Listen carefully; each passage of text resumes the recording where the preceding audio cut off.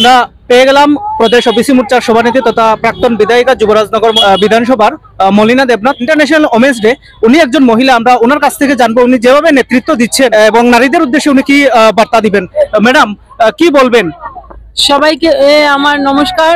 আজকে আন্তর্জাতিক নারী দিবস এবং সেই আন্তর্জাতিক নারী দিবসে প্রত্যেক নারীকে আমার অনেক অনেক প্রণাম। এবং ভারতীয় জনতা পার্টি যেভাবে কাজ করে চলছে যে মাতৃশক্তিকে এগিয়ে আনার জন্য এবং প্রত্যেকটা মা যাতে স্বনির্ভর হয়, আত্মসম্মানের সঙ্গে বাঁচে এবং সুরক্ষিত থাকে, সেই জন্য আমরা প্রত্যেক মায়েকে আমরা সেই আবেদনটুকু রাখবো যে আত্মনির্ভর হয়ে এবং আত্মসম্মানের সঙ্গে বেঁচে থাকা। এবং প্রত্যেকটা মায়ের প্রতি আমার একটাই অনুরোধ থাকবে, আপনার মেয়েকে বা আপনার পরিবারের যে বউ থাকবে তাকে সম্মান করা, প্রত্যেক মাতৃশক্তিকে সম্মান করা। আর এর মাধ্যমে আমি মনে করি মাতৃশক্তি আরো এগিয়ে যাবে। আপনারা কি বলবেন? আপনি ভারতীয় জনতা পার্টি প্রতিষ্ঠিত হওয়ার পর থেকে নারীদেরকে কি যথাযোগ্য সম্মান দিয়েছে? সেটা আমার বলার প্রয়োজন নেই, সেটা একেবারে সমস্ত নারী বলবে।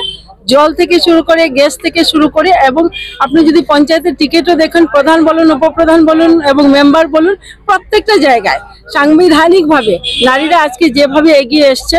এবং আজকে আমরা উত্তর ত্রিপুরাতে বসবাস করছি। উত্তর ত্রিপুরার ডিএম একজন মহিলা, বিডিও একজন মহিলা, আমার যুবরাজনগর উত্তর ত্রিপুরার সভাধিপতি মহিলা, আমার কেন্দ্রের যিনি চেয়ারম্যান আছেন উনিও মহিলা।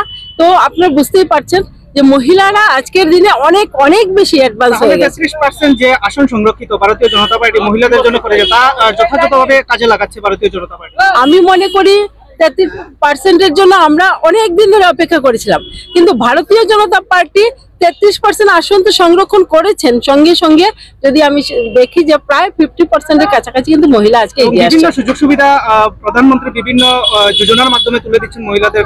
একদম, আজকে বলুন না, গ্যাসের কথাই বলুন, জলের কথাই বলুন, আজকে আমাদের এসএসজি গ্রুপের মাধ্যমে লোনের থেকে শুরু করে প্রত্যেকটা পরিবারকে স্বনির্ভর করার জন্য, সে মহিলা শক্তিকে স্বনির্ভর করার যে কাজ, পিছিয়ে নেই আপনি মনে করছেন? আমি মনে করি মহিলারা অনেক অ্যাডভান্স হয়েছে, আরো যারা পিছিয়ে আছে তাদেরকে আমাদের সামনে নিয়ে আসতে হবে। আপনি একজন মহিলা হিসাবে ওবিসি মোর্চার প্রদেশ সভানেত্রী হিসাবে দায়িত্ব নিয়েছেন এবং পুরো রাজ্যকে আপনি ওবিসি মোর্চাকে এগিয়ে নিয়ে যাওয়ার জন্য কাজ করছেন প্রতিনিয়ত, আমরা দেখতে পাচ্ছি।